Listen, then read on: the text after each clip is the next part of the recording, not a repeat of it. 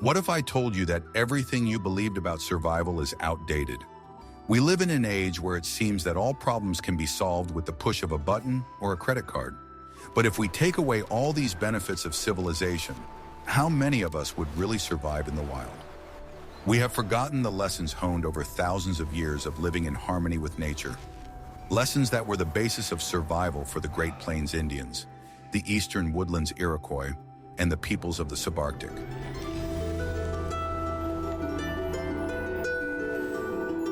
Their knowledge was not complex science, but simple, ingenious tricks that turned a hostile environment into a home.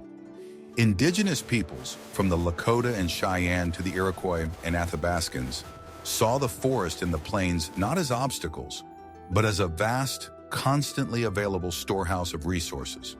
They did not have canned food or satellite navigators in their arsenal, but they did have techniques that allowed them not only to survive, but to thrive in the harshest conditions. They knew how to use every blade of grass and every stone, and we, modern people, completely ignore this wisdom.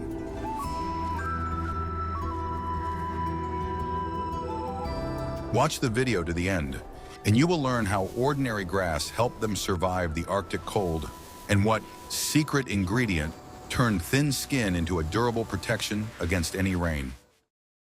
I will reveal the most closely guarded secret of builders. To begin with, we will travel to the eastern forests, to the Haudenosaunee people, known as the Iroquois, where the main technique for survival was not hunting, but the ingenious architecture of their longhouses. These huge structures, reaching up to 60 meters in length, were not just a roof over their heads, but a complex system that provided an ideal microclimate. The Iroquois built these houses from elm or cedar bark, using a layered structure that was perfectly suited to the region's humid and cold climate. The house had a multi-level design. Inside a single large frame covered with bark, there were internal living quarters for several families. This created a natural air gap that functioned like modern insulation. In winter, this air pocket retained the heat from the numerous internal fireplaces, and in summer, it prevented the walls from overheating under the scorching sun. The house itself did not have chimneys as we understand them, but there were special openings in the roof located directly above the common hearths, which could be adjusted. These smoke vents served not only to remove smoke, but also to control the draft and temperature inside the entire building. A skilled host could create optimal airflow by covering or opening them. There were no separate bedrooms inside the house, but along the walls there were two-tiered bunks, which also served as a place to store things and personal belongings. This space, located above the main floor, was further away from the dampness and cold of the ground, which made sleeping more comfortable and healthy. The lower tiers of the bunks, separated from the ground, also helped prevent heat loss. Having several families living together in one house was also part of the heating strategy. The heat generated by 10 or more hearths, as well as the warmth of people's bodies, heated the entire house. It was a natural, constantly replenished heating system that required minimal fuel consumption per person. The choice of building material, elm bark rather than thick logs, was also dictated by wisdom. Bark is lighter, which made it easier to transport and had better insulating properties than plain wood. Timely replacement of worn pieces of bark allowed the house to remain airtight and sturdy for many years. The floors inside the house were often packed with earth or covered with dry mats and skins, which also served as an additional layer of insulation from the cold ground. This reduced heat loss and made the interior space more livable. In addition, doors in longhouses were usually made of thick skins or mats. They were small in size to minimize heat loss when entering and exiting. Entrances were oriented so that the wind did not blow directly inside, which was also part of the energy-saving strategy. The longhouse was a living, breathing system that required constant attention and adjustment, but in return gave its inhabitants unparalleled comfort and safety. It was a perfect symbiosis of architecture and the environment, an example of how to live in harmony with nature rather than fighting it. Do you think the principles of such multi-layered, adjustable architecture can be applied in modern construction today? Share your opinion in the comments and don't forget to subscribe to our channel. Want to know the main secret of Native Americans that replaced all modern medicines for them? For the peoples of the Great Plains and Eastern Woods, The forest was not only a source of food and shelter, but also a huge living pharmacy. Their world was filled with plants, each of which had its own purpose, its own power. They possessed extensive knowledge of the medicinal properties of plants, which has been confirmed by modern science, and used them to treat illnesses and injuries. For them, herbs and roots were a sacred gift that helped maintain the balance of body and spirit. The decoctions and infusions they prepared were simple but surprisingly effective. This knowledge was accumulated over centuries of observation and practical experience. This knowledge was not mystical, but the result of careful study of nature. Tribal shamans and herbalists spent years observing the effects of various plants on the human body. They knew in which season and at what time of day to collect certain parts of plants so that their healing properties would be maximized. Preserving this knowledge was critical to the survival of the community. One of the most common and important medicines was a decoction made from willow bark. Willow bark contains salicylic acid, a natural analog of modern aspirin. When ingested, this component is transformed into the same active substance found in modern tablets. This decoction was used to relieve severe headaches, reduce fever, and reduce inflammation in the joints. It was especially useful after long journeys or exhausting hunts, when the body needed to recover quickly. The natural analgesic contained in willow enabled hunters and warriors to return to their duties more quickly. The use of this remedy demonstrates a deep understanding of the chemical processes occurring in plants. Willow bark was easily accessible, especially in areas near rivers and reservoirs, and was stored for future use. The harvesting process involved drying and then thoroughly grinding it into a fine powder. This allowed the medicine to be stored for a long time, which was critical during the winter months. A small piece of bark brewed in hot water could quickly relieve the patient's condition. This was critically important in the wilderness, where a prolonged fever could be a death sentence. If a person could not be quickly restored to health, they became a burden on the tribe. So quick and effective help was worth its weight in gold. This knowledge was passed down from generation to generation and was the basis of field medicine. Another important remedy was a decoction made from the root of echinacea. This root, especially popular among the tribes of the plains, was used to stimulate the immune system and fight colds. The tribes of the Great Plains highly valued echinacea for its ability to strengthen the body's defenses, especially during periods of weather change. Echinacea decoction was also used as an antiseptic to wash wounds and accelerate healing. Echinacea was considered one of the key plants for fighting various infections and was even used for snake and insect bites. In addition to decoctions, echinacea root was chewed to relieve toothache and heal gum inflammation. Its powerful anti-inflammatory properties made it indispensable in the oral cavity. It was a versatile medicinal plant whose properties were known long before it was discovered by Western medicine. A decoction of elm bark was often used to treat stomach and intestinal problems. Elm, especially red elm, has strong astringent and enveloping properties due to its mucilage content. These substances soothe irritated stomach and intestinal mucous membranes by forming a protective layer. The decoction helped with indigestion, heartburn, and diarrhea, which were common when changing diets or eating unfamiliar foods. Subarctic peoples, such as the Athabascans, developed their own unique approaches based on local plants. In conditions where the variety of herbs was limited, they turned to coniferous trees. They used decoctions of pine and spruce needles. These needles are rich in vitamin C, which was vital for preventing scurvy. Scurvy was one of the main enemies of survival during the winter months when fresh fruits and vegetables were unavailable. Pine needle tea was not only a medicine, but also an important part of the winter diet, providing a vital supply of vitamins. In this way, they turned an ordinary tree into a life-saving remedy. The preparation of infusions and decoctions required precise knowledge of dosage and brewing time. It was a complex and delicate process that could not be entrusted to inexperienced people. Bark and roots usually required longer boiling, sometimes up to several hours, to extract all the beneficial substances that were enclosed in the hardwood structure.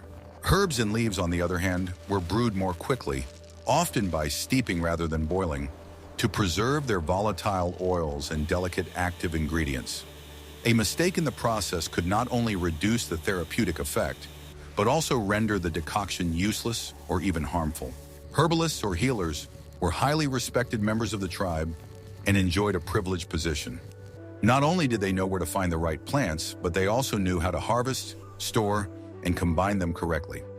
Herbalists often had their own personal plots for gathering and special places for drying and storage. Their knowledge was an invaluable resource that ensured the health and survival of the entire community in conditions where it was not possible to consult a professional doctor. They were the guardians of natural wisdom. They understood that it was important to treat not only the symptoms, but also the cause of the disease, which reflects a very modern approach to medicine.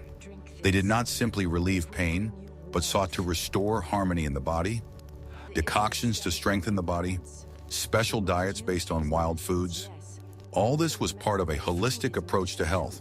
Healers saw humans as part of nature and treated them with the means that nature provided, returning them to their natural state of balance.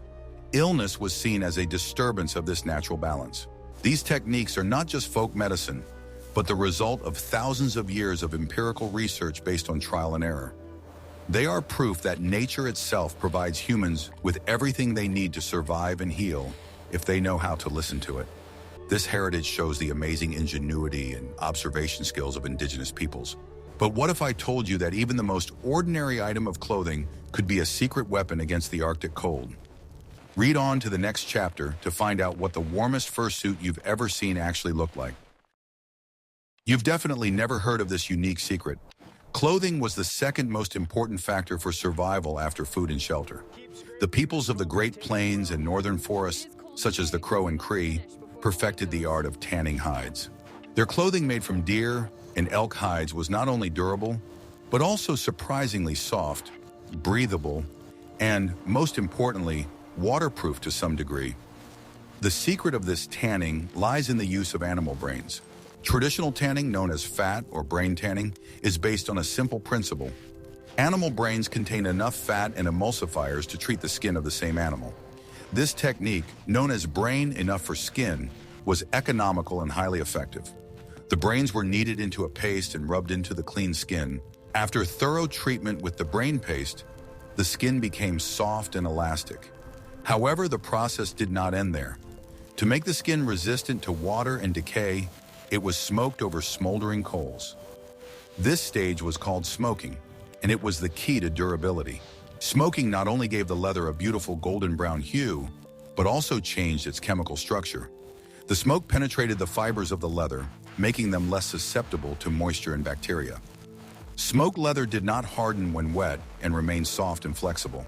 Leather treated in this way was used to make moccasins, jackets, and leggings. Moccasins made from brain-tanned leather were much quieter and softer than shoes made from stiff leather. They allowed hunters to move silently through the forest. Clothing made from such leather was incredibly warm. The peoples of the north sewed multi-layered suits, where the inner layer was made of tanned leather with the fur inside, and the outer layer was made of the same leather, but without the fur. An air layer was created between the layers, which provided ideal thermoregulation. This tanning technique required a lot of strength and patience. The process included cleaning the meat, stretching, treating with brains, drying, and repeated kneading. But the result was worth it. The finished clothing served its owners for decades. The use of natural materials in clothing was not just a tradition, but a pure science of survival. Leather was durable, but allowed the body to breathe, preventing overheating and excessive sweating, which is deadly in the cold. Like this video if you think this ancient method of tanning leather is an example of ingenious engineering. What you are about to learn will change your perception of survival. Waterproofing and sealing were key factors for survival in the rainy eastern forests or on the cold northern rivers. Peoples such as the Athabascans and Cree did not have access to modern adhesives and silicone sealants, but they knew how to extract substances from nature that were just as effective and sometimes even more so. Their secret weapons were resins and tar. The resin, or sap, of coniferous trees, pines, spruces, firs, was the main sealing material. Fresh resin was collected from damaged areas of the bark. It was sticky and thick, but in this form it was only suitable for small, quick repairs. To make the resin suitable for large jobs, it was mixed with fat or charcoal. The fat made the mixture more elastic and less brittle in the cold. Charcoal, ground into powder, gave the resin the necessary thickness and strength. This mixture was used to seal the seams on birch bark canoes. Canoes made of thin birch bark were incredibly light but required constant maintenance. Resin sealant, carefully applied to all seams, made the boat completely waterproof. Resin was also used to repair utensils. If a clay pot cracked, the crack was filled with resin and then fired. This did not restore the pot to its original strength, but it allowed it to be used for storing dry food or water. Tar, obtained by dry distillation of birch bark, was no less valuable a resource. This material was used both for impregnating leather and for making adhesives. It was more resistant to water than resin and had strong antiseptic properties. A mixture of tar and animal glue made from tendons and bones produced a strong, water-resistant adhesive. This glue was used to attach arrowheads and spearheads to shafts, as well as to repair broken wooden tools. The peoples of the Subarctic used these sealants to repair their snowshoes and sleds. Damaged wooden elements were repaired with glue and then additionally wrapped with tendons impregnated with resin. This ensured the reliability of the equipment. On the Great Plains, resin was used to repair teepees. Small tears and holes in the skins were filled with a special resin paste to prevent water from leaking in during rain. Knowing how to prepare and use these natural sealants was an essential skill. It allowed equipment to be repaired in the field, ensuring survival. It was a true art of natural chemistry and engineering. But even the most ingenious sealant is useless if you don't have fire. In the next chapter, you'll learn how indigenous peoples created the perfect fire starter from whatever they found underfoot. What if I told you that one of the tools of warfare was water? The peoples of North America knew many ways to make fire, but the most reliable and fastest, especially in wet or cold conditions, was the method using stones, pyrite and flint. Together, these two minerals formed a portable and reliable kit for producing flames. This technique allowed sparks to be produced in a matter of seconds, which was vital for warmth, cooking, and scaring off predators. The speed and efficiency of this method made it indispensable. For a long time, the main way to get fire was by friction, like with a bow drill or hand plow. But these methods were hard work and depended on the weather. The stone method was a real revolution in the field. It gave people unprecedented control over fire, regardless of humidity or physical fatigue. This was critically important for tribes that were constantly on the move. Pyrite or iron sulfide is a mineral containing iron and sulfur, and it looks like a yellowish metallic stone. It was often called fool's gold because of its similar color, but for indigenous peoples, its value was real. When struck sharply against flint, it produces a shower of sparks that are much brighter and hotter than those produced by ordinary steel flint. The temperature of these sparks was sufficient to quickly ignite tinder. Pyrite was found in riverbeds, mountains, and places where ore deposits came to the surface. Since it was not easy to find everywhere, it became an important item of trade between tribes. It was valued as much as gold, since possession of such a stone meant a guarantee of warmth and safety. A portable source of fire was not just a convenience, but a matter of life and death. The second important component for starting a fire was tinder, a highly flammable material that could catch and retain even the weakest spark. Without the perfect tinder, even the most powerful spark would be useless. Indigenous peoples were true masters at preparing this material. Indigenous peoples used dried tinder fungi that grew on tree trunks. Cattail fluff, crushed willow bark, or certain types of rotten wood known as charcoal were also often used. The choice of material depended on the region and availability. Tinder was prepared in advance with great care. It had to be perfectly dry, like dust, and have a loose, fibrous structure for maximum oxygen access. The slightest moisture could ruin the whole process, so great attention was paid to its storage. Often to increase its flammability, tinder was treated with natural substances containing minerals. Sometimes ash-rich and carbonates was used, or more rarely, natural potassium nitrate.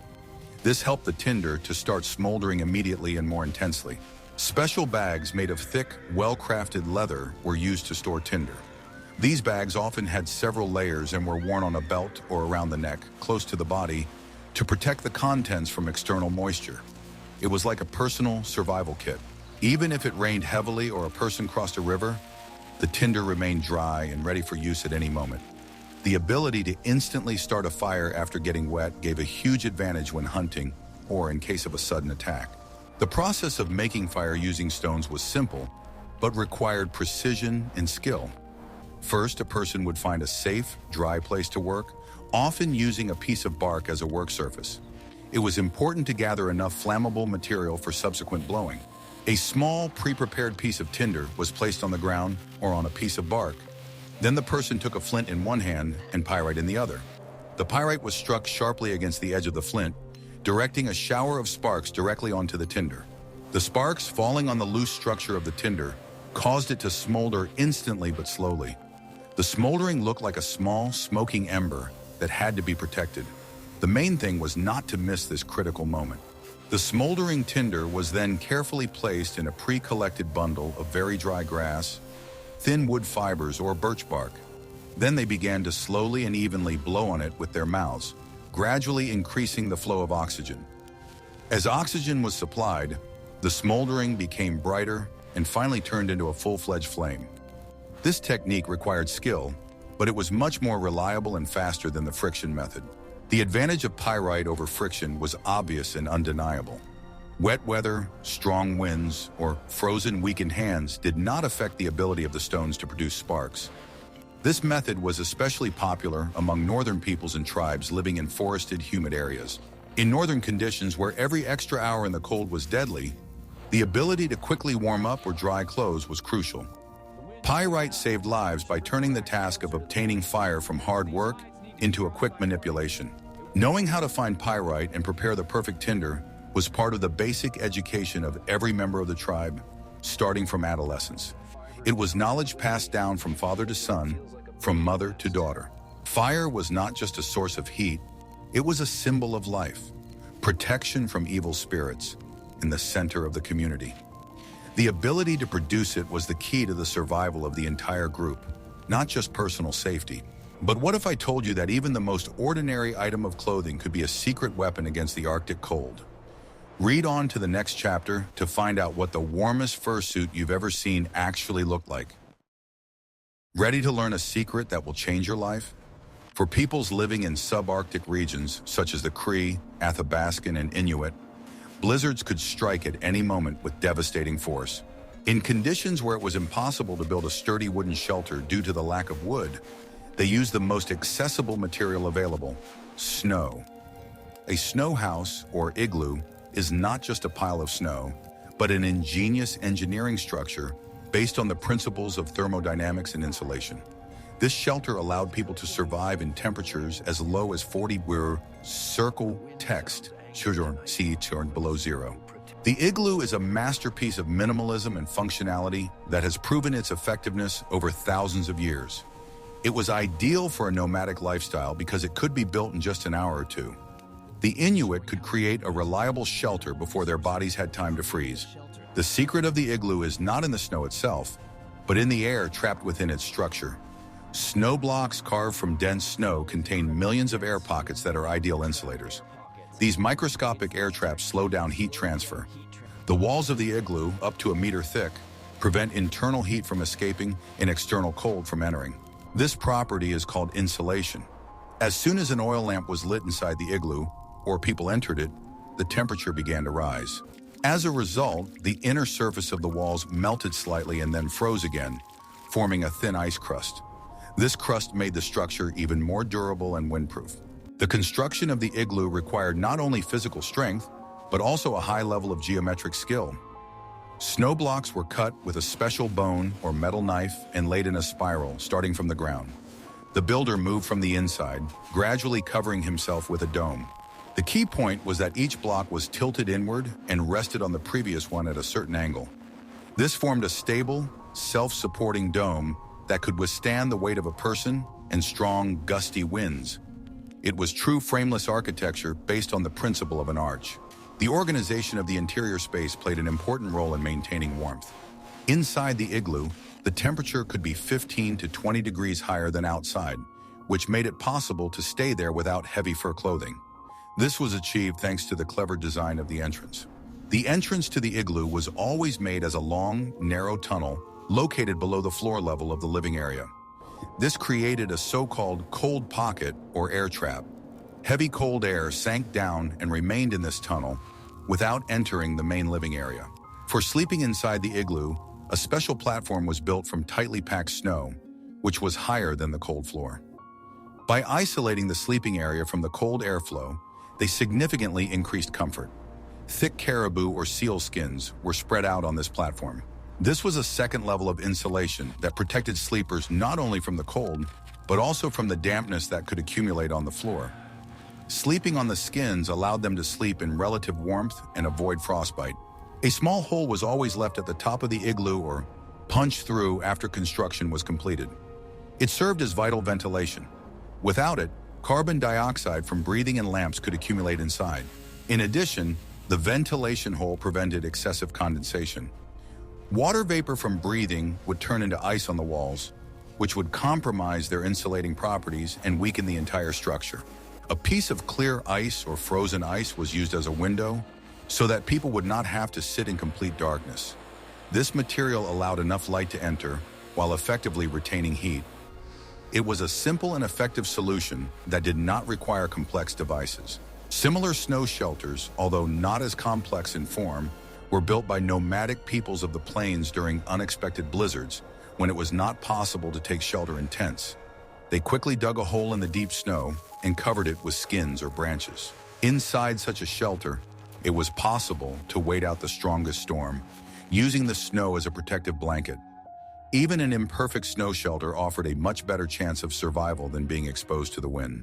Igloo is a striking example of how a person, with nothing but a deep knowledge of nature and primitive tools, can create a perfect, energy-efficient shelter. It is a lesson in how to work with nature by understanding its laws, rather than trying to resist them. But what if I told you that even the most ordinary grass could be a secret weapon against the Arctic cold? In the next chapter, we'll talk about the ingenious use of grass as insulation and its importance in combating the cold. The indigenous peoples of the north and coastal areas, such as the Inuit, Aleut, and Athabascans, lived in conditions of constant cold and dampness. In such an environment, keeping their feet warm was a matter of life and death. They found an ingenious solution that replaced modern thermal socks, using dry grass and moss as insulation material for their shoes. For this purpose, they used a special type of dry grass called sock grass or marsh grass. It was collected at the end of summer and carefully dried to preserve its airy, loose structure. This grass, with its many air pockets, was an ideal insulator. Before putting on moccasins or leather boots, the feet were wrapped in dry grass. The grass was placed inside the shoes in a thick layer. This created an air cushion that prevented direct contact between the skin and the cold material of the shoes. The grass served a dual purpose. First, it acted as insulation, retaining the heat emitted by the body. Second, it absorbed moisture. If the feet sweated, the grass absorbed the moisture, keeping the skin relatively dry, which was critical for preventing frostbite. Sphagnum moss, which grows in northern bogs, was used in a similar way. Sphagnum is highly hygroscopic, meaning it can absorb large amounts of moisture and has some antiseptic properties. It was also dried and used as padding. It was important to change this insulation regularly.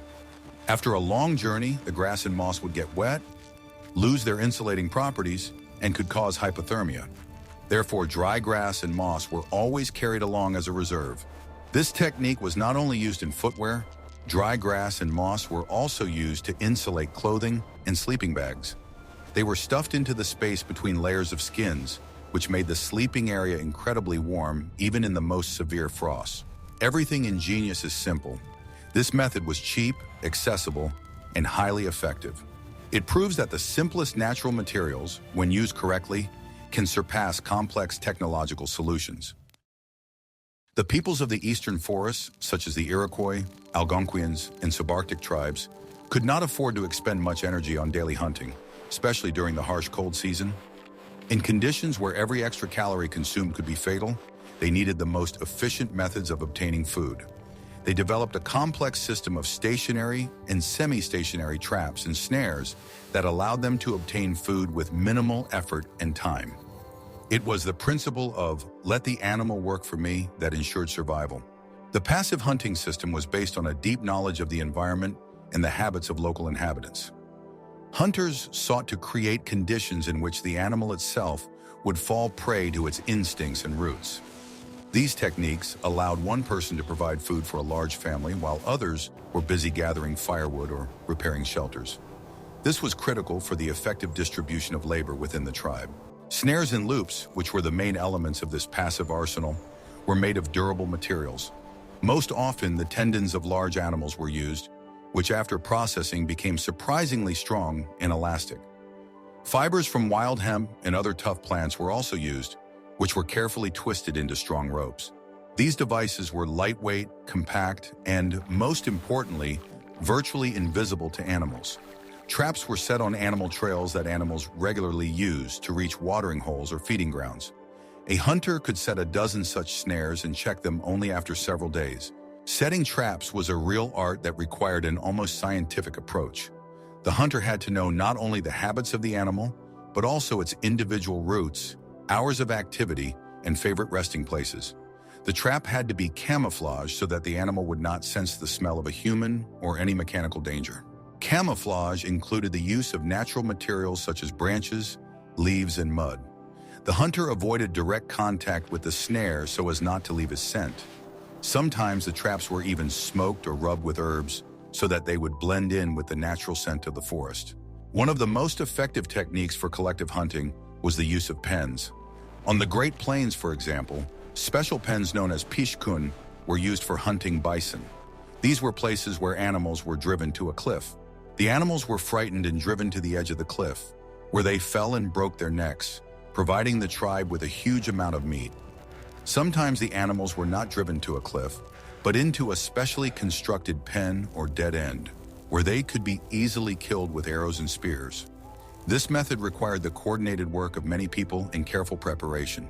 For hunting birds such as ducks, geese, and other waterfowl, nets were used, which were more effective than individual archery. The nets were woven from thin but strong plant fibers and were almost invisible in the water or in the thickets. They were set up on migration routes or near the birds' roosting places using bait. The nets could be very large and were set at night or at dawn when the birds were least alert. This method of hunting provided a large amount of protein and feathers for making clothing and arrows. The peoples of the Subarctic, who hunted caribou that migrated in huge herds, built long fences made of branches and stones up to several kilometers long. These structures were called caribou fences and were monumental constructions. The fences guided the herds. They led to a narrow passage where hunters waited for the animals or set powerful snares. This allowed them to obtain a large amount of meat at once, providing supplies for the long, harsh months ahead. The success of such hunting was the key to the survival of the entire tribe. Many traps were completely passive and required minimal involvement after installation. For example, pit traps for large animals, which were camouflaged with branches and snow, were used to catch moose or deer. They were dangerous but very effective. Small crush traps, which were triggered by the weight of the animal, were also used. They were used to catch small rodents, hares, and martens. These traps only required periodic checking, saving the hunter time. This hunting system was highly effective and, more importantly, sustainable. It allowed the tribe to obtain a stable food supply without depleting the animal population in any one location. It was an example of rational use of nature and respect for resources. This ancient knowledge of passive hunting demonstrates the incredible ingenuity and profound ecological wisdom of Native Americans. They showed how it is possible to survive in the harshest conditions using intelligence rather than brute force. But what if I told you that even the most ordinary grass could be a secret weapon against the Arctic cold? In the next chapter, we will talk about the ingenious use of grass as insulation and its importance in combating the cold. In the Great Plains and the Arctic tundra, where there were no obvious landmarks, indigenous peoples used special stone cairns, or Inukshuks, for navigation. These structures were more than just signs. They were part of a complex system of communication and survival. The peoples of the plains built small cairns to mark important places, water sources, good hunting spots, or safe river crossings. These cairns were a kind of road sign that saved lives in conditions where it was easy to get lost. The Inuit in the Arctic built Inukshuks, stone figures that often resembled humans. These structures had many functions. They showed the way in a blizzard, served as landmarks for sea hunters, and marked places where food supplies were hidden. Inukshuks were also used for hunting. They were lined up in a row to direct a herd of caribou to the desired location, where hunters were waiting for them. The animals perceived the figures as humans or other animals and moved around them. On the Great Plains, mounds were also used to store supplies. Tools, weapons, or small food supplies were often hidden inside or underneath them. This allowed nomads to travel without carrying extra weight. A mound built in a certain shape could convey information. For example, the direction of movement, the number of people in a group, or a warning of danger. It was a silent language, understandable only to those who knew its code. This navigation system was completely reliable. Stone is not affected by water, wind, or time. It remained in place, fulfilling its function for decades. The ability to read and build these signs was a key skill for every traveler. In conditions where a mistake could cost a life, these stone markers were the only reliable guarantee of returning home. The problem of storing food without a refrigerator was particularly acute for indigenous peoples. They developed several ingenious, nature-based methods of preservation and cooling that allowed them to keep meat and fish for long periods of time. The most well-known and widespread method was drying. Bison, deer, or fish meat was cut into thin strips and hung out in the sun and wind. The dehydration process slowed bacterial growth and prevented spoilage. Dried meat, or jerky, was used to make pemmican. The meat was ground into powder, mixed with melted fat, and sometimes berries were added. The fat created an airtight layer that protected the meat from the air. Pemmican was high in calories and could be stored for years. Smoking was also an important method of preservation. Smoke containing formaldehyde and other antibacterial substances impregnated the meat or fish. Smoked products could be stored longer than simply dried ones. In the north, cold was used.